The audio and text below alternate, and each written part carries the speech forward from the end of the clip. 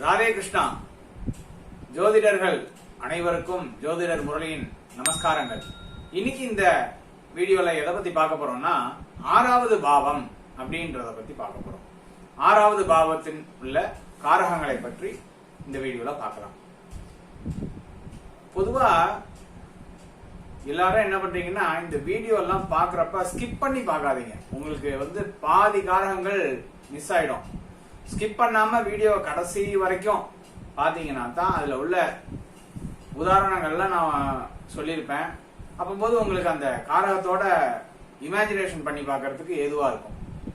அதனால மேக்சிமம் வீடியோவை ஸ்கிப் பண்ணாம முழுசா கடைசி வரைக்கும் பாத்தீங்கன்னா உங்களுக்கு ஈஸியா புரியறதுக்கு உதவும். இப்ப ஆறாவது பாவம் போது, இப்ப 12 பாவத்துல ஆறாவது 6 அப்படின்றது எந்த இடத்துல வரும்? சென்டர்ல வருமா, இல்ல முதல்ல வருமா, கடைசியில வருமா? சென்டர்ல தான் வரும் இல்லையா? 12க்கு 6ன்றது சென்டரான பகுதி. அப்ப மத்தியம பகுதி அப்படிங்கிறது உடல் கூறுல மேல உச்சந்தலையில இருந்து உள்ளங்கால் வரைக்கும் இருக்கக்கூடிய உடலில் மத்தியமமான பகுதி வயிறு அப்படின்றது இந்த 6ஆம் பாவத்தின் காரகம். 6ஆம் பாவத்துல உடல் கூறுல வயிறு, கல்லீரல் இதெல்லாம் 6ஆம் பாவத்தில் இருக்கக்கூடிய காரகம். அப்போ வயிறுன உடனே பொதுவா எல்லாருக்குமே தெரியும், 6ஆம் பாவம்னா நோய் அப்படின்றது எல்லாருக்கும் தெரிஞ்சிருக்க வாய்ப்பு இருக்கு. 6ஆம் பாவத்துல எதுக்கு நோயை வச்சிருக்காங்க அப்படின்னா, நோய் அப்படின்றது எதன் மூலமா வருது அப்படின்னா, நம்ம சாப்பிடுற உணவின் மூலமாகவும் உணவு பழக்கத்தின் மூலமாகவும் வரக்கூடியதுதான் இந்த நோய். இப்ப சாதாரணமா எதையாவது ஒரு ஹைஜீன் இல்லாத ஃபுட்டை சாப்பிட்டா என்ன சொல்றோம்? ஃபுட் பாய்சன் ஆயிடுது அப்படின்னு சொல்றோமா? அந்த மாதிரி நம்ம சாப்பிடக்கூடிய உணவின் மூலமாக வரக்கூடியதுதான் இந்த நோய் அப்படின்றது. அதனாலதான் இப்ப இந்த சாப்பிடுற உணவு எங்க போய் தங்குறது அப்படின்னா, நம்ம வாய் வெளியே சாப்பிடுறோம், வயிற்றுல போய் தான் அது தங்குறது இல்லையா? அந்த உணவானது வயிற்றில் போய் சென்றடைகிறது. அப்ப வயிறு 6ஆம் பாவம் அப்படின்னு சொல்லி பார்த்தோம். அப்ப வயிற்றில் தங்கக்கூடிய இந்த உணவின் மூலமாக உண்டாகக்கூடிய இந்த நோய் அப்படின்றது 6ஆம் பாவத்தை சேரும். 6ஆம் பாவத்தின் காரகம் தான் இந்த நோய் அப்படின்றது. அப்ப உணவின் மூலமாக வரக்கூடிய நோய் அப்படின்னு சொல்றோம். சரி, இப்ப இந்த 6ஆம் பாவம் அப்படின்றது புறம் சார்ந்த பாவமா, அகம் சார்ந்த பாவமா? புறம் சார்ந்த பாவம். ஆனா நான் ஏற்கனவே பழைய வீடியோல சொல்லியிருப்பேன், அகம் சார்ந்த பாவத்திற்கு புறம் சார்ந்த பாவம் எதிரானது. எனினும் 1, 5, 9க்கு எது தீங்கானது அப்படின்னா 4, 8, 12 தான். அதாவது அது ஒரு பாவத்திற்கு பிந்தைய பாவம் தான் அதோட பாவத்தை கெடுக்கும் இல்லையா? அப்போ 1, 5, 9க்கு அந்த ஃபேமிலியை கொஞ்சம் ரிமெம்பர் பண்ணி பாருங்க.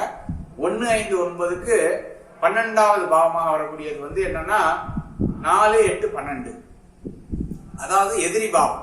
1, 5, 9க்கு எதிரி பாவம் 4, 8, 12. அப்போ 1, 5, 9க்கு தீமை செய்யக்கூடிய பாவம் அப்படின்றது 4, 8, 12 மட்டும்தான் இல்லையா? அப்போ இந்த 6ஆம் பாவம் அப்படின்றது லக்ன பாவமான 1, 5, 9க்கு தீமையை செய்யாது. 6வது பாவம் லக்ன பாவத்திற்கு தீமையை செய்யாது. சரி, அப்ப ஜாதகர் அப்படின்னு சொல்லக்கூடிய அந்த மனிதருக்கு ஒரு மனிதருக்கு நோய் அப்படின்றது தீங்கான விஷயம் தானே அப்படின்னு எல்லாருக்கும் ஒரு சந்தேகம் வந்துடும். அப்ப தீமையை செய்யாது அப்படிங்கும் போது தீங்கான விஷயத்தை எதுக்கு அந்த பாவத்துல வைக்கணும் அப்படின்னு சொல்லி ஒரு டவுட் இருக்கலாம். அப்போ இந்த 6ஆம் பாவத்தில் இருக்கக்கூடிய நோயானது லக்னத்துக்கு தீமையை விளைவிக்காது. அப்போ நோயை குணப்படுத்தக்கூடிய லெவல்ல இருக்கும் அப்படின்னு எடுத்துக்கணும். குணப்படுத்தக்கூடிய நோய் அப்படின்னு சொல்லலாம் இந்த 6ஆம் பாவத்தில் இருக்கக்கூடிய நோய். அதாவது இந்த 6ஆம் பாவத்தில், அதாவது ஒரு பாவத்திற்கு 3வது பாவமாக எண்ணி வரக்கூடியது அதோட அந்த பாவத்தை பரிணாம வளர்ச்சியை கொடுக்கும் அப்படின்னு சொல்லி பார்த்திருந்தோம் ஏற்கனவே பழைய வீடியோல. அதே மாதிரி இப்ப இந்த 6ஆம் பாவத்திற்கு 8வது பாவம் 6, 7, 8 3வது வருதா? அப்ப 8வது பாவம் என்ன பண்ணும்? 6ஆம் பாவத்தை பரிணாம வளர்ச்சியை கொடுக்கும். அப்ப 6ஆம் பாவம் நோய்னா 8ஆம் பாவம் குணப்படுத்த முடியாத நோய். அப்ப கடைசி வரைக்கும் லைஃப் லாங்கா இருக்கக்கூடிய நோய், கொடிய நோய் அப்படின்னு சொல்லலாம் 8ஆம் பாவத்தை. அப்ப இந்த 6ஆம் பாவமானது குணப்படுத்தக்கூடிய நோய் அப்படின்னு எடுத்துக்கணும். இந்த 6ஆம் பாவமானது குணப்படுத்தக்கூடிய நோயின்னு சொல்லி பார்த்தோம். அப்ப நோயை குணப்படுத்துவதற்கு என்ன தேவை? மருந்து. அப்ப நோயை குணப்படுத்தக்கூடிய மருந்து, அதை செய்யக்கூடிய மருத்துவர்கள் அனைவரும் இந்த 6ஆம் பாவத்தின் காரகமே. அப்ப நோயை குணப்படுத்துறதுக்கு என்னென்ன மருந்து இருக்கோ அதுக்கு நம்ம இப்ப டாக்டர்ஸ் எல்லாருமே இந்த 6ஆம் பாவத்தின் காரகம் அப்படின்னு புரிஞ்சுக்கணும். அதே மாதிரி ஒரு பாவத்திற்கு அடுத்த பாவமானது என்னன்னா, இப்ப 2ஆம் பாவத்தை எடுத்துக்கோங்களேன். 2ஆம் பாவத்துல சொல்லியிருப்பேன் இந்த மாதிரி ஒன்றை, அதாவது இருப்பதுடன் ஒன்றை சேர்த்து கொள்ளுதல் அப்படின்னு 2ஆம் பாவத்துல ஒரு காரகத்தை பார்த்தோம் இல்லையா? அப்ப ஒரு பாவத்திற்கு 2வது பாவமாக வருவது வந்து ஒன்றை சேர்த்து கொள்ளுதல் அப்படின்னு. அப்ப இப்ப உதாரணத்துக்கு இப்ப 5ஆம் பாவம் அப்படின்றதுல சொல்லியிருப்பேன் அழகு அப்படின்ற ஒரு காரகம். 5ஆம் பாவத்துல அழகுன்னு ஒரு காரகத்தை பார்த்திருப்போம். அப்ப 6வது பாவமானது அந்த அழகுடன் ஒன்றை சேர்த்து கொள்ளுதல் அப்படி எடுத்துக்கோங்க. இப்போ ஒருத்தர் வந்து அழகா இருக்கார் அப்படின்னு சொன்னா அவர் எப்படி இருக்கணும்? நல்ல கிளீனா நீட்டா ட்ரெஸ் பண்ணி இருக்கணும் இல்லையா? ஆள் பாதி ஆடை பாதி அப்படின்னு ஒரு பழமொழி கேட்டிருப்பீங்க. அப்போ ஒருத்தர் அழகா இருக்கணும். ஒருத்தர் அழகை எப்படி நிர்ணயிக்கிறோம் அப்படின்னா, சூப்பரா ட்ரெஸ் பண்ணி டிஃபரெண்டா காஸ்டியூம் போட்டிருக்காரு, சூப்பரா ட்ரெஸ் பண்ணிருக்காரு அப்படின்னா ஒருத்தர் அழகா இருக்கும். ஒல்லியா இருக்கக்கூடிய மனுஷர் வந்து தொலன்னு ட்ரெஸ் போட்டிருந்தா அவரை பார்க்கறதுக்கு எப்படி இருக்கும்? அசிங்கமா இருக்கும். அந்த மாதிரி அழகை மேம்படுத்தக்கூடிய ஆடை, உடைகள், அணிகலன்கள் இதெல்லாம் வந்து இந்த 6ஆம் பாவத்தின் காரகத்துல வரும் அப்படின்னு புரிஞ்சுக்கணும். ஒரு பாவத்திற்கு அடுத்த 2வது பாவமாக வரக்கூடியது அந்த பாவத்தின் காரகங்களை மேம்படுத்தக்கூடிய அப்படின்னு எடுத்துக்கணும். அதே மாதிரி இப்போ 5ஆம் பாவத்துல அழகுன்னு பார்த்தோம். 6ஆம் பாவத்துல அதுக்கான மேம்படுத்தக்கூடிய, அழகை மேம்படுத்தக்கூடியது உடைகள், அணிகலன்கள் அப்படின்னு சொல்லி பார்த்தோம். அதே மாதிரி 5ஆம் பாவத்துல ஒரு காரகத்தை உங்களுக்கு சொல்றதுக்கு மறந்துட்டேன். விளையாட்டு அப்படின்றது 5ஆம் பாவத்தில் இருக்கக்கூடிய காரகம். இப்போ ஒரு பாவத்திற்கு அடுத்த பாவம் 2வது பாவம் அப்படின்றது வந்து அதை மேம்படுத்தக்கூடியது அப்படின்னு சொல்லி பார்த்தோம் இல்லையா? அப்ப விளையாட்டு 5ஆம் பாவம் அப்படின்னா அதுக்கு அடுத்த ஸ்டேஜ் என்ன? விளையாட்டுல என்ன கிடைக்கணும்? நமக்கு வெற்றி கிடைக்கணும். அப்ப 6வது பாவமானது வெற்றியை குறிக்கும் அப்படின்னு எடுத்துக்கணும். விளையாட்டுக்கு அடுத்த ஸ்டேஜ் என்னன்னா, நமக்கு விளையாண்டா என்ன, ஜெயிக்கணும் இல்லையா? வெற்றியை கிடைக்கணும். வெற்றி கிடைச்சாதான் அதுல ஒரு ஃபுல்ஃபில்லா நமக்கு கிடைக்கும். அப்படிங்கும் போது இந்த 6வது பாவமானது வெற்றியை குறிக்கக்கூடிய பாவம் அப்படின்னு நான் புரிஞ்சுக்கணும். அந்த 6வது பாவம் வெற்றி என்பது 6வது பாவத்துல பார்த்தோம். அதுக்கப்புறம் ஒருவரை ஆதிக்கம் செலுத்த, ஒருவர் மீது ஆதிக்கம் செலுத்தக்கூடியது அப்படின்றது இந்த 6வது பாவம்.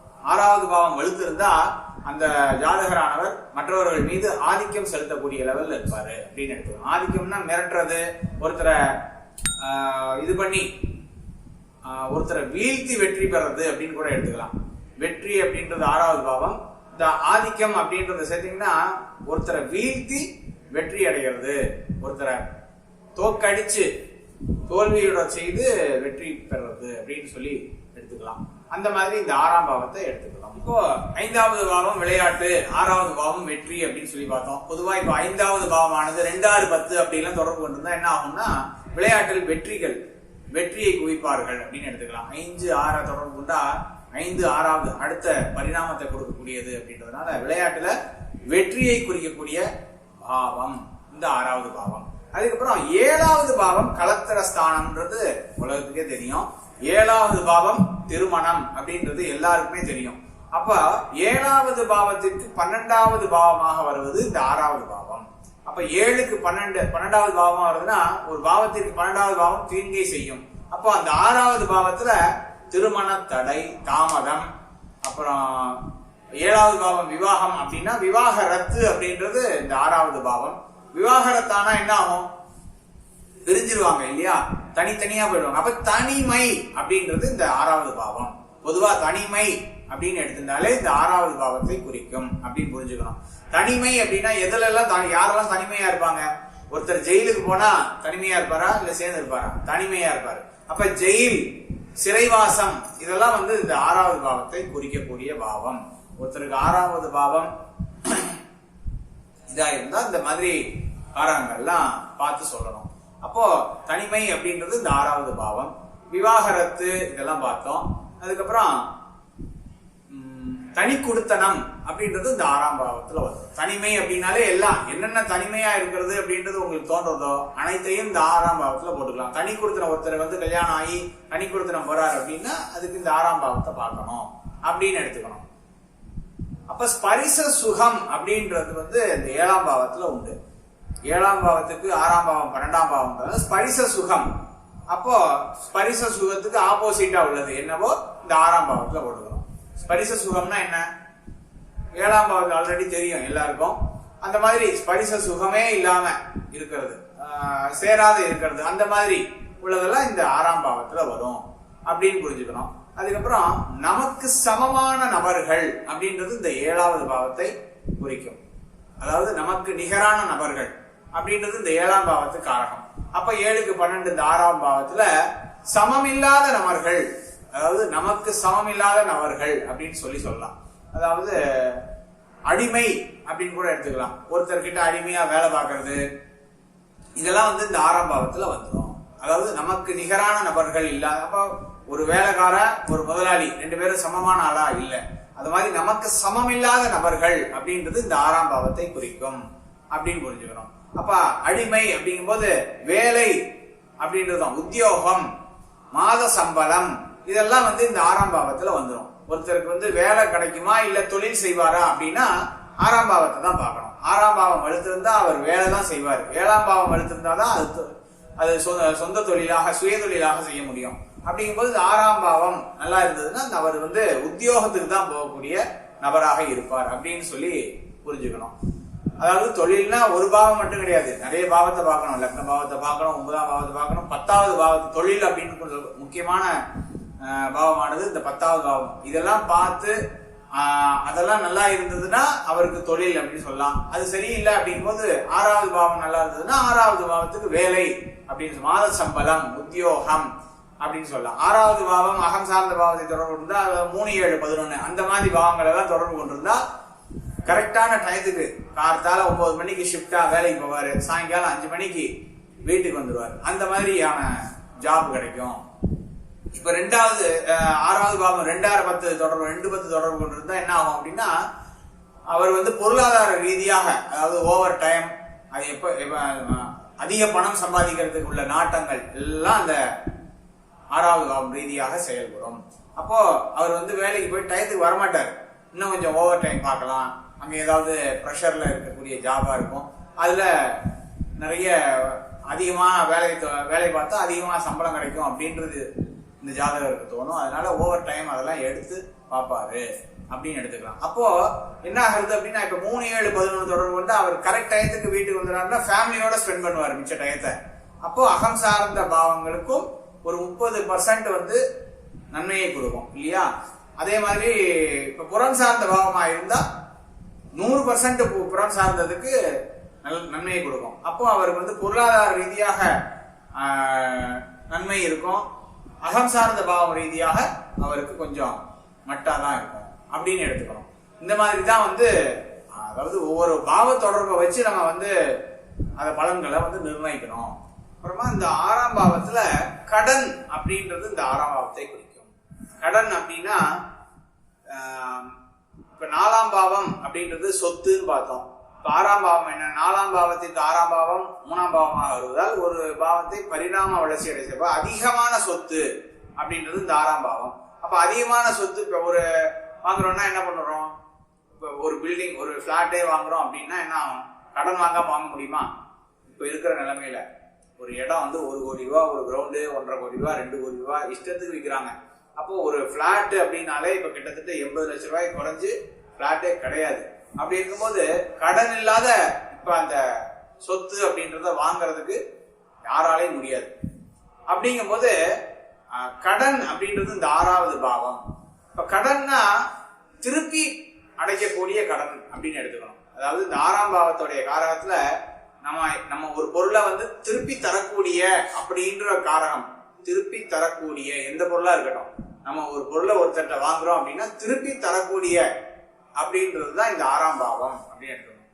எதை வாங்கினாலும் திரும்ப ரிட்டர்ன் அடைஞ்சு போகும். அப்ப கடன் அப்படின்றது அடையக்கூடிய கடன் அப்படின்னு எடுத்துக்கிறோம் இல்லையா? அப்ப அடையக்கூடிய கடன்னா ஈஸியா செட்டில் ஆகணும். அப்போ கடன் அடைச்சிட்டா என்ன ஆகும்? சொத்து அப்படின்றது நம்மள சேர்ந்துடும் இல்லையா? அப்ப அதிகமான சொத்து அப்படின்றது இந்த 6ஆம் பாவத்தில் வரும் அப்படின்னு எடுத்துக்கிறோம்.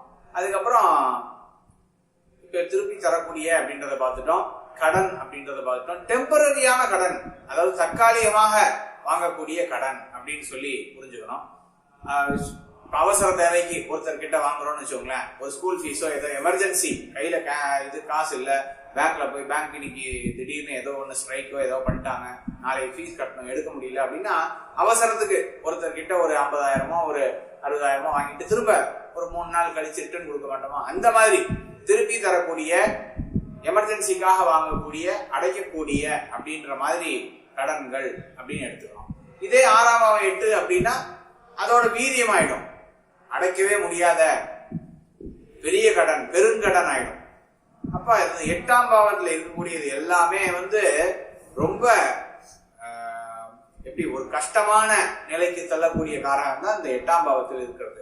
அதனாலதான் 8, 12 எந்த பாவமும் 8, 12 தொடக்கூடாது அப்படின்னு சொல்றாங்க. 8, 12 அப்படின்றது ஒரு பாவத்தின் மோச நிலைக்கு தள்ளிவிடும், கெடுத்துரும் அந்த பாவத்தையே. அதனாலதான் திரும்ப திரும்ப எல்லா வீடியோலையும் சொல்லிட்டு இருக்கேன், 8, 12 மட்டும் டச்சே ஆகக்கூடாது. 8, 12 டச் ஆச்சுன்னா அந்த பாவத்தோடைய காரகம் முற்றிலுமாக அழிந்து விடும் அப்படின்னு புரிஞ்சுக்கணும். அது மாதிரி திருப்பி தரக்கூடிய கடன் அப்படின்றது இந்த 6ஆம் பாவத்தில் வரும் அப்படின்னு புரிஞ்சுக்கணும். அதுக்கப்புறம் கடன் பார்த்துட்டோம். வேற என்ன காரகங்கள் இருக்கு அப்படின்னா, வாடகை அப்படின்றது இந்த 6ஆம் பாவத்தின் காரகம். வாடகை, அப்புறம் விவசாயம், அதிகமான நிலங்கள், இதெல்லாம் இந்த 6ஆம் பாவத்தின் காரகத்தில் இதை வச்சு நம்ம மேக்சிமம் டெவலப் பண்ணிக்கலாம். இதுக்கு மேல ஒரு சில காரகங்கள்லாம் என்ன அப்படின்னு பாத்தீங்கன்னா, ஒருத்தரோட பகையாறுது, கஞ்சத்தனம், காசை செலவழிக்காம இது பண்றது, கஞ்சத்தனம், அப்புறம் ஒருத்தரை உதாசீனப்படுத்துறது, அப்புறம் இந்த மாதிரி காரகங்கள்லாம் இந்த 6ஆம் பாவத்தில் வரும் அப்படின்னு புரிஞ்சுக்கணும். இது மாதிரி காரகங்களை இது மேக்சிமம் எல்லா காரகங்களும் இந்த 6ஆம் பாவத்துல கவர் ஆயிடுது, பிரதானமான காரகங்கள். இது போக நான் ஏற்கனவே போன வீடியோல சொன்ன மாதிரி நம்ம தேவராஜ ஐயாவுடைய கொடுப்பனையும் தசாபுத்தியும் அப்படின்ற புஸ்தகத்துல வாங்கினீங்கன்னா எல்லா டீட்டெயிலும் அந்த புக்ல விலாவாரியா இருக்கு. ஒவ்வொரு காரகத்துக்கும் உதாரணம் போட்டு, ஏற்கனவே சொன்ன மாதிரி நான் திரும்ப அந்த வீடியோல சொல்லிட்டு வரேன், ஒவ்வொரு காரகத்துக்கும் அகம் சார்ந்தது என்ன, புறம் சார்ந்தது என்ன அப்படின்னு சொல்லி டீட்டெயிலா விளக்கி இருக்காரு. அந்த புஸ்தகம் ஒன்னு வாங்கி படிச்சீங்கன்னா எல்லாம் அந்த மேக்சிமம் 75% நீங்க சார ஜோதிடத்துல ஒரு நிலைக்கு வந்துடலாம். அதுக்கப்புறம் தொழில் ரீதியா உள்ள சார ஜோதிடம் தான். தொழில் ரீதியா உள்ள கணக்குகள் மட்டும்தான் பேலன்ஸ் இருக்கும், அது ஈஸியா படிச்சுக்கலாம். ஒவ்வொரு காரகங்களையும் தனித்தனியா, அதாவது இப்ப நோய் அப்படின்னா மருத்துவ ஜோதிடம் அப்படின்னு சொல்லி ஒரு தனி புக்கே போட்டிருக்காங்க. அதே மாதிரி கிரகக்காரங்களுக்கு பாவகாரங்களுக்கும் தனித்தனியா ஒரு புக்கே போட்டிருக்காங்க. இந்த மாதிரி நிறைய புக்ஸ் இருக்கு, கிட்டத்தட்ட ஒரு 30க்கு மேல புக்ஸ் சார் எழுதியிருக்காரு. அந்த புக்ஸ் எல்லாம் அவரோட வெப்சைட்ல போனீங்கன்னா அந்த டீட்டெயில்ஸ் கிடைக்கும். அவருக்கு வேணும், யாருக்கெல்லாம் வேணுமோ அந்த வெப்சைட்ல போய் அந்த தகவலை எடுத்து அவருக்கு எவ்வளவு அமௌண்ட்டோ அந்த கொரியர் சார்ஜஸ் எல்லாத்தையும் சேர்த்து நீங்க அவருக்கு ஜிபே பண்ணலாம், இல்லைன்னா பேங்க்ல டிரான்ஸ்ஃபர் பண்ணலாம். பண்ணீங்கன்னா அவர் உங்களுக்கு உங்களோட அட்ரஸுக்கு அனுப்பித்து விடுவார். அடுத்த வீடியோல மற்றும் ஒரு பாவத்தின் காரகங்களை பற்றி பார்க்கலாம். நன்றி.